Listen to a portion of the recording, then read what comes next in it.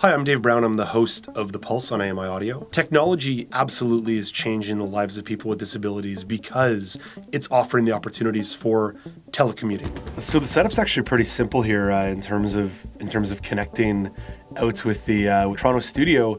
We're using a simple mixing board just over here on my right-hand side. Not huge, but maybe a foot and a half wide and foot and a little bit long. A couple faders, one linking into the microphone here, one linking into the computer, one fader linking into some headphones, and then one more fader linking into something called the Comrex, little black box over there that connects our studio through to the studio in Toronto through the control room, then puts it out over the air. And that little black box that connects to the computer and to the mixing board runs into this software interface where with one click I can disconnect or connect.